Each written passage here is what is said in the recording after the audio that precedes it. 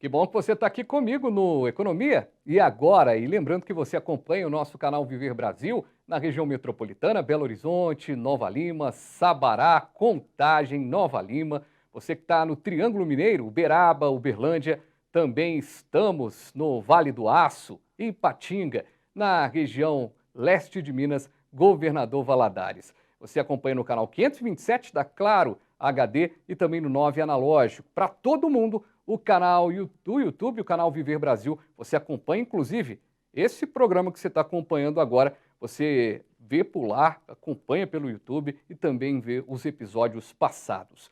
Estamos recebendo no programa de hoje o professor José Eustáquio Diniz Alves, sociólogo, mestre em economia e doutor em demografia. Professor, a gente pensa no mundo, né?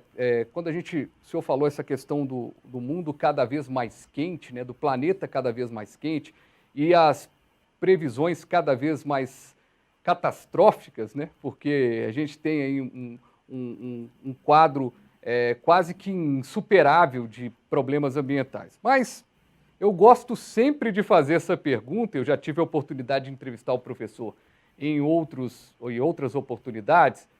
Professor, tem uma luz no fim do túnel? Nós, cidadãos, podemos fazer alguma coisa? Países podem ainda dar a volta por cima? Para começar, eu já dou pelo menos uma opinião. Era a Ucrânia e a Rússia resolver esse problema aí e não entrarem em guerra, que já é um problema a mais. Mas dá para a gente, como cidadão, como país, fazer a nossa parte?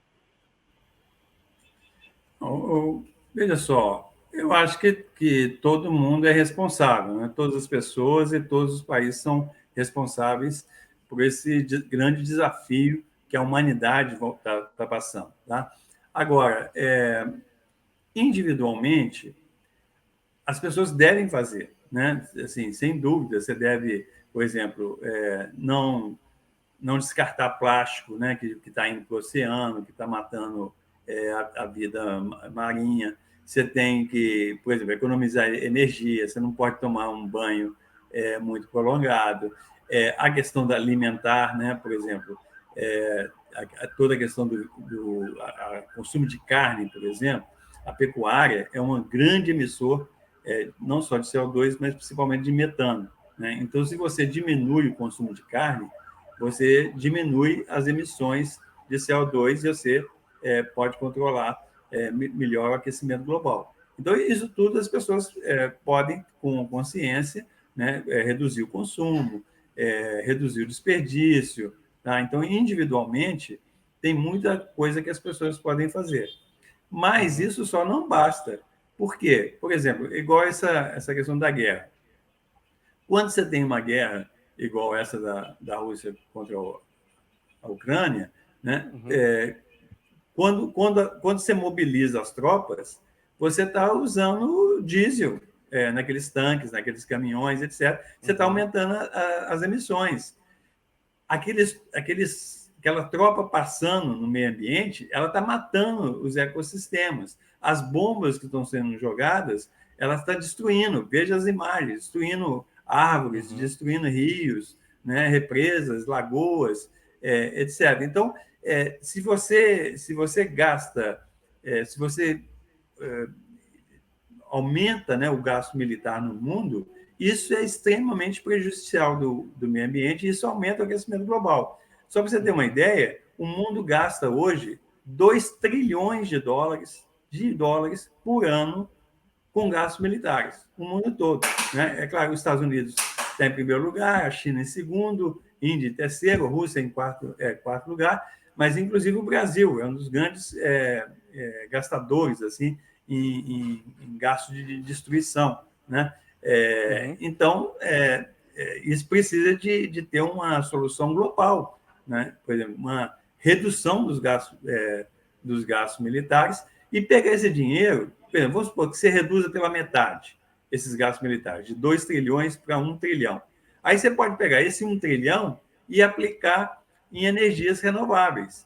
E aí você vai diminuir muito as emissões, você vai poder controlar o aquecimento global, né? E você vai poder ficar menos dependente do combustível fóssil. Consequentemente, você não vai precisar fazer tantas guerras como as que já estiveram em nome de acesso, né, a esse combustível. Tá? Então, assim, você precisa de combinar ações individuais com ações nacionais e ações globais para a gente enfrentar essa grande crise que vai marcar aí o século XXI. E nessa questão de juntos fazermos algo, né? Teve, né, os Objetivos do Desenvolvimento Sustentável, né, a ONU e tudo mais, e a gente tinha aí a meta número 2, alcançar a segurança alimentar e melhorar a nutrição até 2030. Essa meta, ela ainda é possível, professor? Estamos em 2022. Eu acho cada vez mais difícil, né? Porque, na verdade, sim, a fome estava diminuindo no mundo, tá?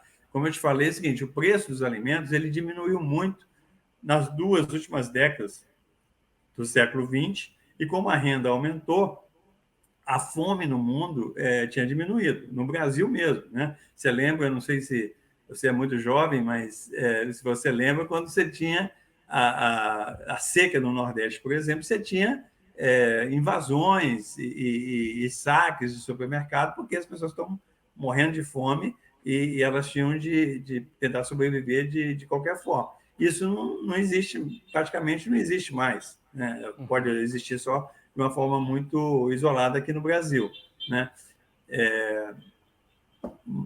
Mas esse aumento do preço dos alimentos, conjugado com os desafios que a gente vai ter aí nessa década que nós estamos vivendo, até 2030, essa meta de acabar com a fome, né, e melhorar a nutrição até 2030, ela não vai ser obtida.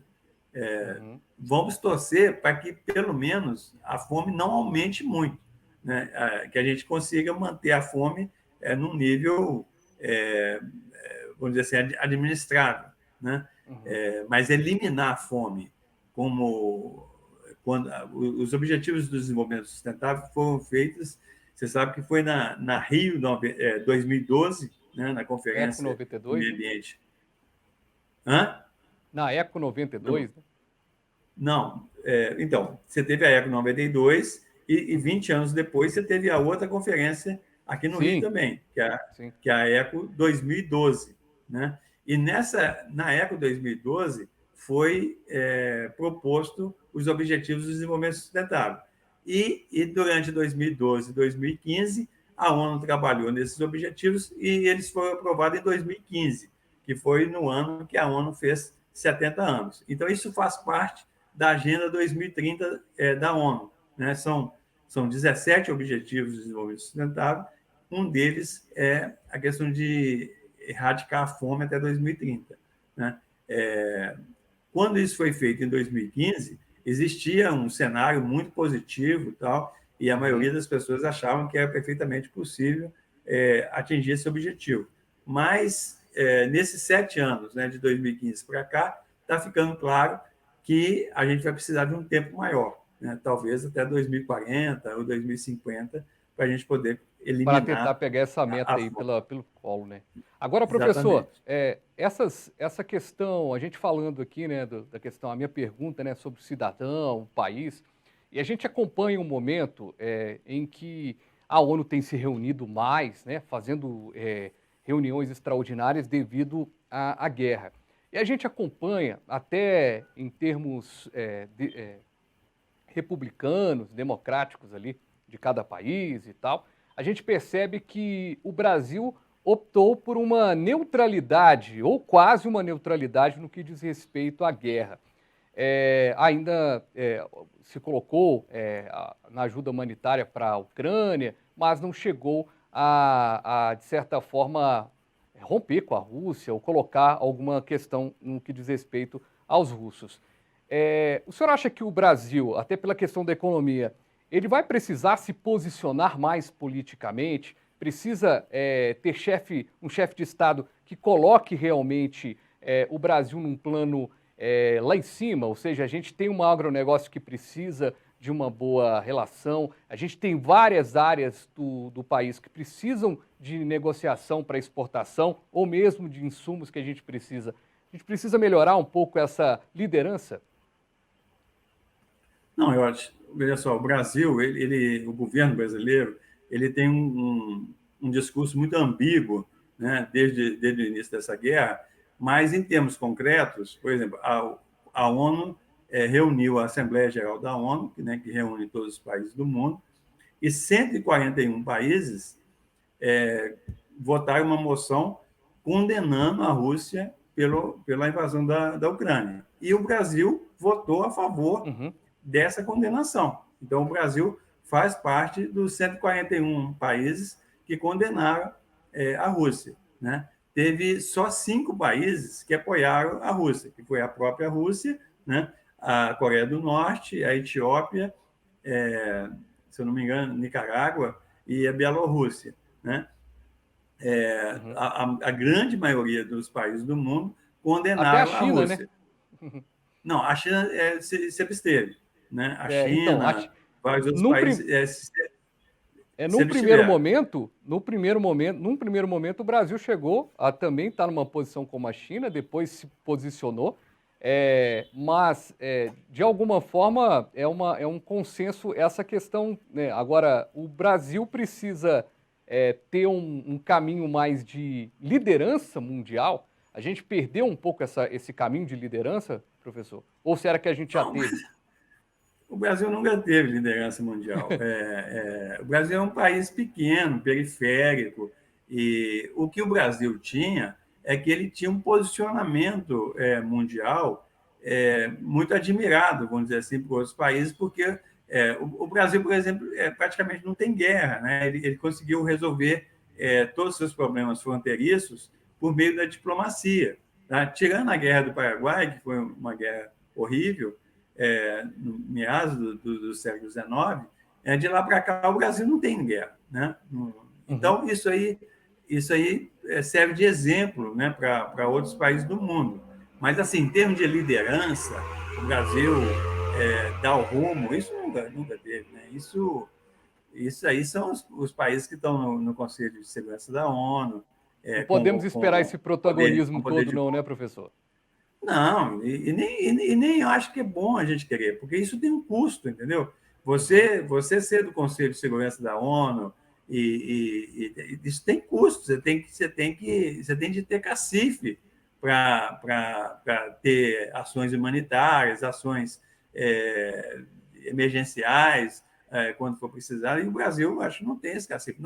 Nós temos muito problema interno que a gente não consegue resolver, né? Nós temos populações indígenas que estão sofrendo, né? Nós temos um problema ambiental seríssimo, nós temos um problema de desmatamento, né? A Amazônia ela está chegando a um ponto daquele de não retorno, né? Que se ela passar desse ponto de não retorno, a Amazônia vai ser destruída e vai virar uma savana, e isso vai ser um caos para o mundo inteiro, porque a Amazônia vai deixar de sequestrar carbono, né? Para começar a emitir carbono. Então, isso agrava muito os problemas ambientais. Nós que estamos aqui na região sudeste, né, há 200 anos atrás, a gente tinha uma Mata Atlântica maravilhosa. 90% da Mata Atlântica foi destruída. Né? Uma cobertura vegetal enorme, cobrindo praticamente todos os estados aqui do sul, sudeste, boa parte ainda do nordeste, centro-oeste. Isso foi destruído. Então, nós temos muito problema interno que a gente tem que resolver antes de pensar em ser líder mundial. Perfeito, professor. Chegamos ao fim do nosso programa. A gente poderia continuar conversando aqui mais tempo. Eu fiz essa provocação aqui da liderança do Brasil, porque é algo que sempre cobram, né? O Brasil tem que ser protagonista, mas será que tem condições de ser protagonista? Professor, muitíssimo obrigado pela sua participação aqui com a gente. Tomara que seja a primeira aqui no Economia agora de tantas outras. E aquela questão que a gente já falou em outras conversas, né, professor? A gente tem que cuidar do clima, né? Porque não se come economia. Então tem que cuidar do clima para a coisa avançar. E aí a gente tem esse problema da guerra, da pandemia. E a gente vai ficando, claro, muito apreensivo com o desenrolar, mais atentos aqui para trazer tudo. Obrigado, viu? Eu que agradeço. Muito obrigado.